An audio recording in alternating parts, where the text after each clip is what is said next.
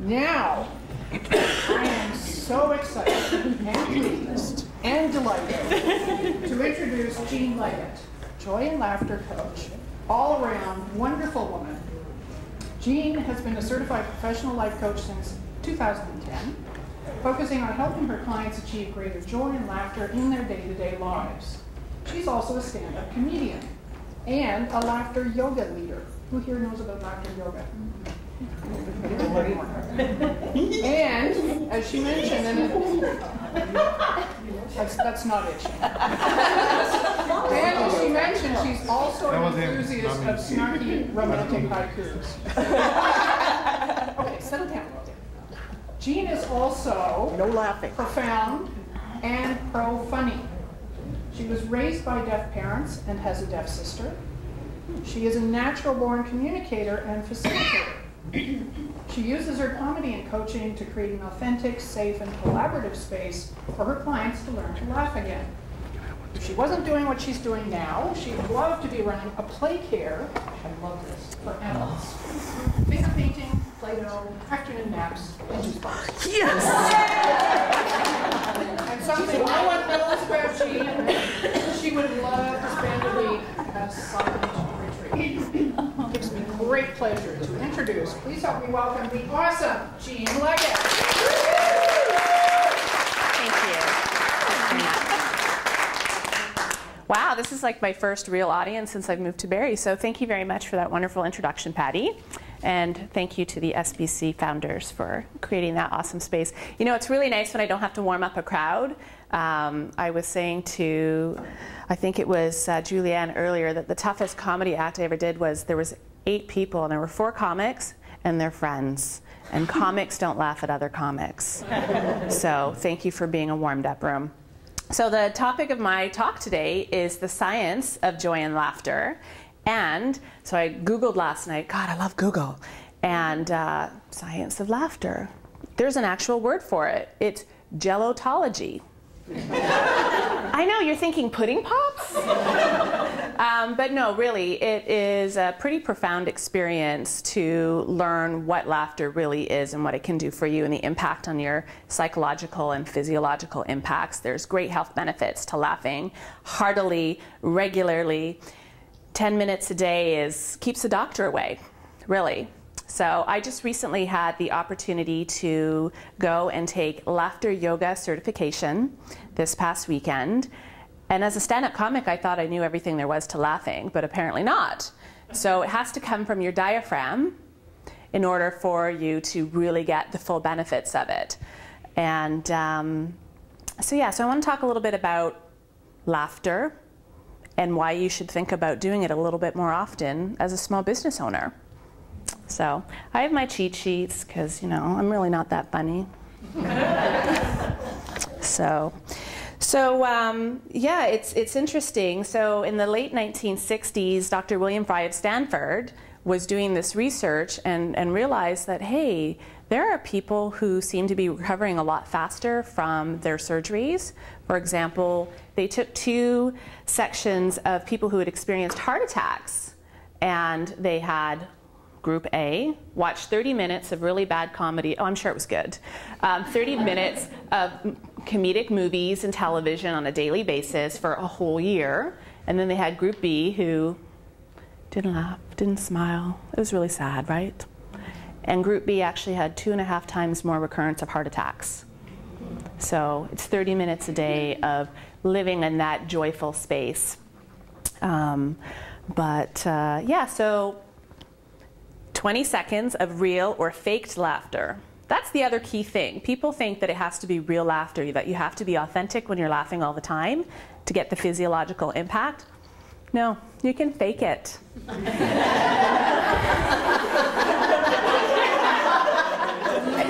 know what you're thinking, right? Fake. Anybody else fake anything else in their life? No. I can tell you just go with gusto, right? So yes, and laughter, you know, sustained laughter produces endorphins. It boosts your immune system. Your oxygen is pumping a lot faster. So there's really, it's a biological, it's a biochemical change, and changes your perspective on life. One of the stories that my instructor was telling me this weekend was there was a fellow who came to her laughter class, and it's very silly. That's all we do, is we come to the class and we're like, ho!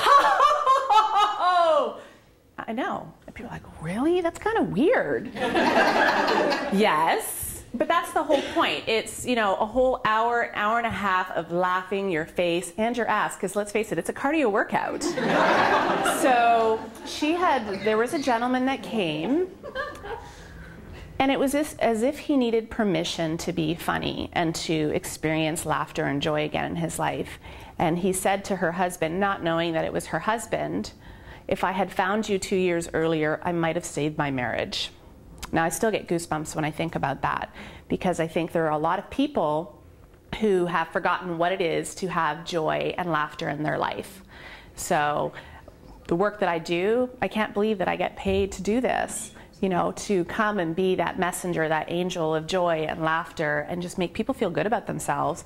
And quite frankly, it's an unlimited source. It's renewable. Don't hog it. Don't hog it. So... how many of you have heard of Patch Adams? Right? So Patch Adams said, healing should be a loving human interchange, not a business transaction. He was the one that really brought in the idea of humor and healing into hospitals, and he founded the Gesundheit Institute. I'm so glad I said that right. And, you know, that's where humor and clowning came about. I'm not a clown. I don't. Well, sometimes I might wear a red nose. Yeah, and Cinda does too. I think she looks fabulous in a red nose, don't you think? So laughter yoga, it actually was invented in 1995 by a gentleman by the name of Dr. Kataria in India. He came from a family of 8 children, and his mother really wanted a doctor in the family because the nearest hospital was about 20 miles away, and it was really hard to get health care. So he went, his parents, his mother and his 2 elder siblings supported him, and he went and got his doctor's training and came back, and he started doing this crazy thing, like they had 5 people in a park laughing. And his brother said, really, this is what we sent you to medical school for? Could you maybe not do that? Next thing you know, there were 50 people in the park. And it started growing, and they started off telling like really dirty jokes, and you know, it was all about the humor, like how can I make you laugh? And in about 2 weeks, the jokes started to dry up, or they started to get really raunchy, and he came up with a series of exercises, like intentional exercises on how to stimulate laughter as opposed to being funny. And that's where laughter yoga came about. It's not about wearing yoga pants. Especially not the Lululemon see-through ones. You know, please don't wear those to laughter yoga, especially if you're going to be wearing a thong. No. So the whole idea of laughter yoga is based on unconditional laughter. Does anybody feel like they have the inner spirit of laughter? I could tell. You guys are like a fun room. I'm so glad you're not all accountants.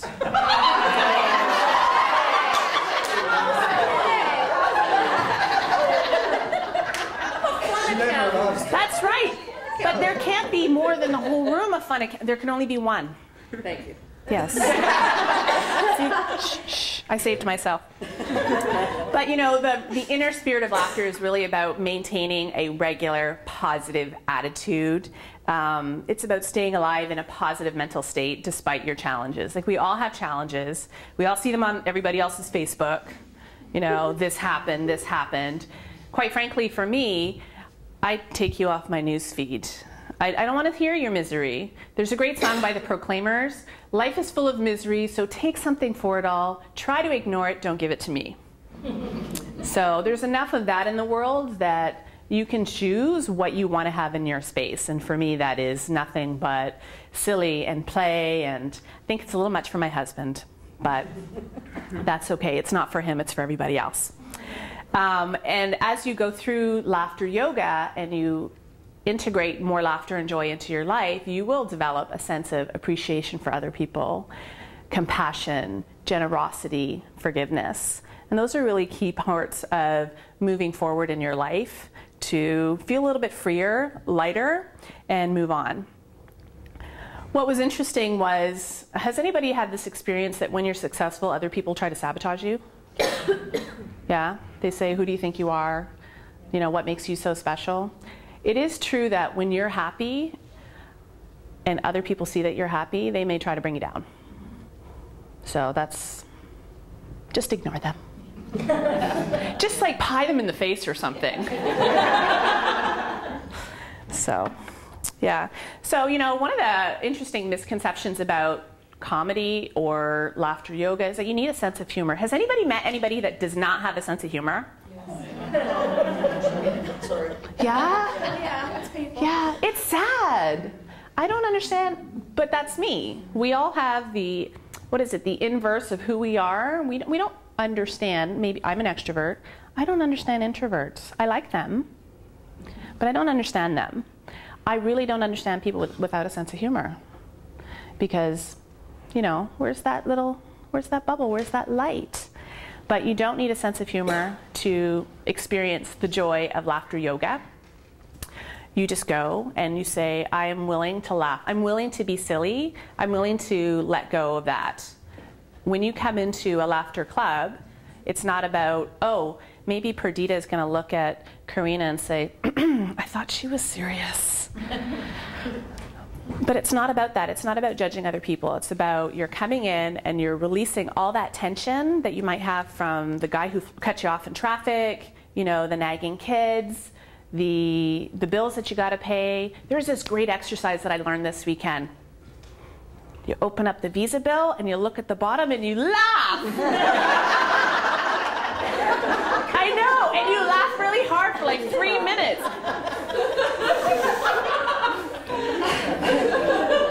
You're like, I can't believe this.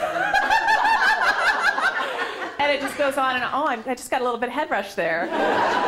Yeah, so, and it is about learning to laugh joyfully. It's about having that experience of connecting. You ever notice like little kids when they try to tell you a joke? They laugh before they get to the punchline? It's because they don't have that sense of judgment around their comedy. Well, to them it's not even comedy, it's just them being silly. And they're not thinking about it in terms of, oh, well, am I telling the joke right? They don't put those boundaries on themselves. They really are experiencing life from a childlike perspective.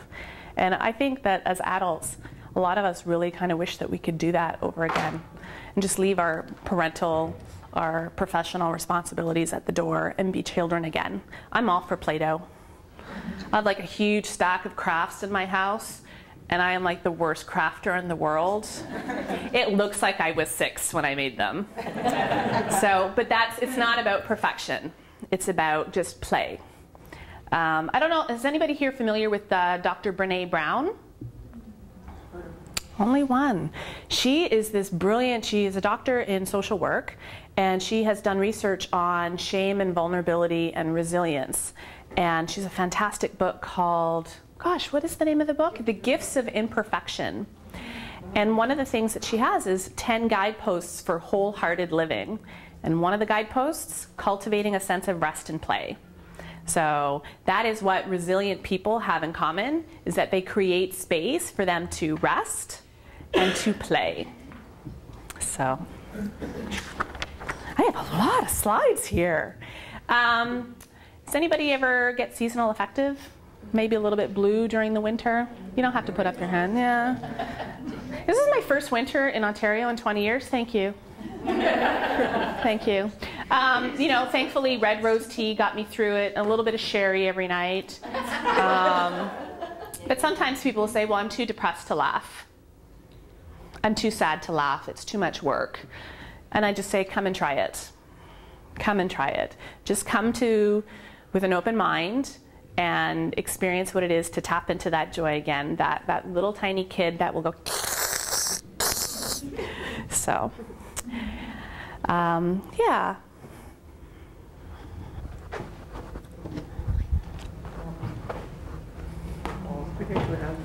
Better knock anything over. You know, motion creates emotion.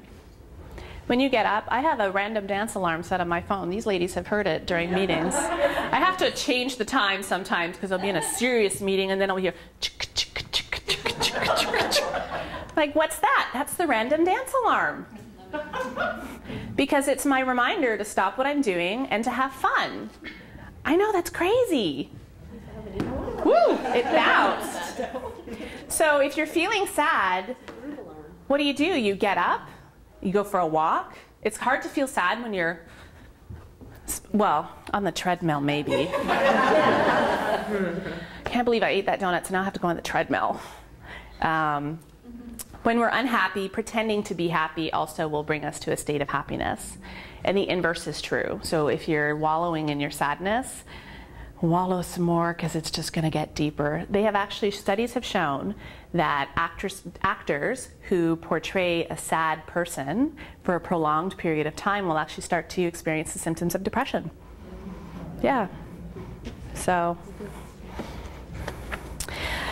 does anybody know the difference between happiness and joy?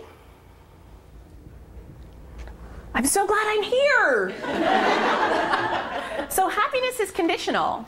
If blank happens, I will be happy. If I win the lottery, I will be happy. Right? I think that's like the wish that everybody, maybe? Yeah? Or if I could fit into that bikini, I might be happy.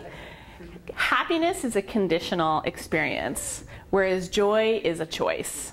Joy is I choose to have a perspective in my day-to-day life that is positive and that I can get through any experience that I have dealing with. The 4 elements of joy. There will be a test afterwards.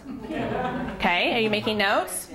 Singing, dancing, playing, and laughing. Okay, just like an apple a day, 4 elements of joy. It's kind of like the 4 seasons. No, it's not. No. So going back to my work as a stand-up comic, I mean, I go and I make people laugh. I've had people sit there with their arms crossed like this. It's like, make me laugh. That's a lot of work. You know, you're not funny. Yes, I am. But being funny is about performing for others to make them laugh. Having fun is about cultivating a sense of childlike play and wonder. And they're 2 completely different things. So you don't have to be funny, you just have to be playful and be childish. Well, childlike, I think they prefer the word childlike. Does anybody like to get their fingers? Are you tactile people? Do you like finger painting? Yeah. I think there needs to be more adult finger painting classes. Or pottery, like people do pottery, people do crafting. I call myself a bit of a craft-tard. I know that's such a not PC word, craft-tard. I am challenged, craft challenged. Yeah, but Martha Stewart, I hate her. And Pinterest. Oh my God, that totally makes me feel inadequate. But laughter, it really is. It's a lifestyle choice. Just like going to the gym 3 times a week, you need to, oh, and what is that? Drink 8 glasses of water a day? Is anybody really good at drinking 8 glasses of water a day? Yeah, see, and we all know that that's something that we need to do. We need to take care of ourselves. Yeah, you need to train your body and your mind to laugh and to let go all of that. So I'm going to just fast forward to the joy cocktail.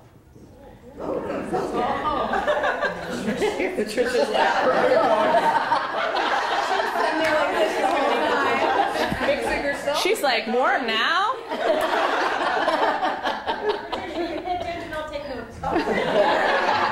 It's 1 part vermouth. No. Nobody would drink vermouth. Well, maybe in a martini. But the joy cocktail, it's about feeling good. So, you know when you're laughing, you've watched like a really funny movie, and you're feeling all buzzy? Yeah, that's your endorphins. That's you're feeling happy, warmth. You're feeling unconditional love, tolerance and forgiveness and bonding. And in a group, when you do this in a corporate setting, well, corporate, you know, in a larger organizational setting, you have what's called the higher concentration of the feel-good hormones. You're having a joy cocktail party. Yeah, everybody's like buzzing off of each other. It has that multiplier effect, so it just, and you want to infect other people with your joy. Again, it's about not hogging that. You need a joy cocktail. So again, you know, anti-stress, it lowers the cortisol levels. They've actually done studies with engineers, and they had them do laughter yoga every day for 3 weeks, and their cortisol levels, that's their stress, that ages you. Botox. Who needs Botox? You just need, you know, Whoopi Goldberg. Or spandex yoga pants. It boosts your immune system. It increases your emotional intelligence. It increases your social connection with other people. That's the other thing. When you go into a laughter yoga club and you're like laughing with somebody you don't even know, you might even have a stronger emotional connection to that person than you would with somebody that you work with for 50 years. 50. Man, I hope I'm retired by then. But you know, it's that I see you, I connect with you, I understand you. Yeah. Man, I wrote a lot of notes. Goodness. Well, do you want to hear about productivity? Yes. I'm so excited about productivity. Can you tell? But you know, when you are cultivating that sense of joy and laughter into your personal life, it can't help but spill over in your professional life. You know, you're activating your, this is my right brain? Yeah, my right brain. You're activating that part of your brain. You're more creative. You're more engaged. You lower presenteeism at your office because people want to be there because they are connecting to their other coworkers and colleagues. You're reducing turnover in your staff. You know, it cultivates a sense of community and connection. I know, it's so quiet in here. It's like people got serious all of a sudden. John Cleese is one of my favorite British comedians / actors, and I think he said something really quite brilliant. People who laugh together work together, whether that's in a professional setting or in a community setting. And I might be a little bit biased, but I think that joy and laughter is the way to go. So. I have 3 more balls left.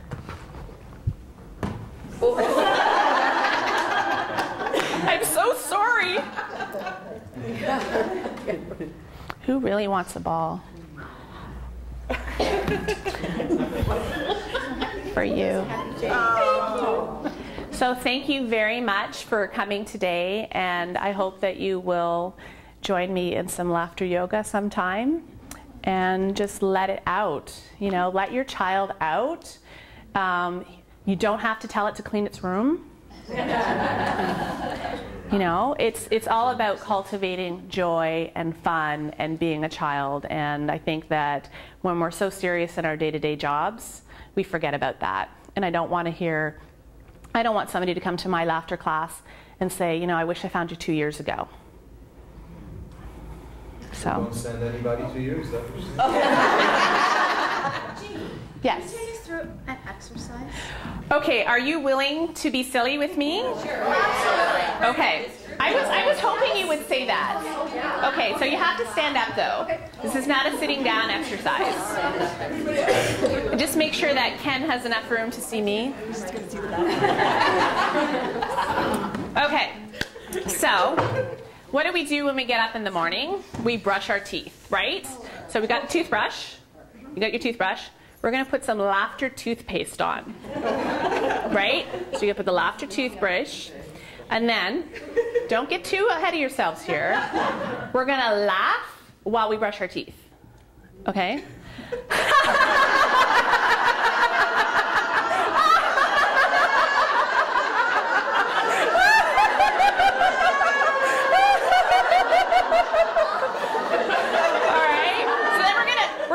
Shower? Well, I know I hardly know you. But we're going to get in the shower. We're going to use our laughter loofah. And we're going to laugh. Ready? Okay. Does it have sparkles? Yes. Yes. Sparkles for some. Maybe not so Pink sparkles. Oh. Okay, so ready?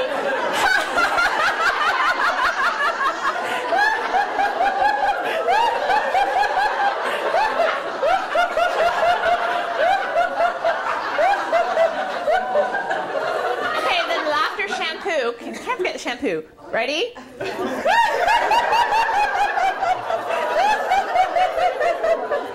And to finish off, we go ho ho ha ha ha, ho ho ha ha ha, ho ho ha ha ha, ho ho ha ha ha. Thank you very much.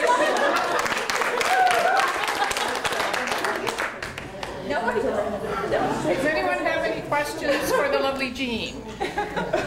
Are you all like? How do you guys feel now? Awesome. Did that like give you a bit of a buzz? Yeah. So can you imagine doing 60 to 90 minutes of that? Yeah. Yeah. You'll feel younger. This will be tighter. All ready for bikini. It complements bikini season. Thank you so much. Thank you.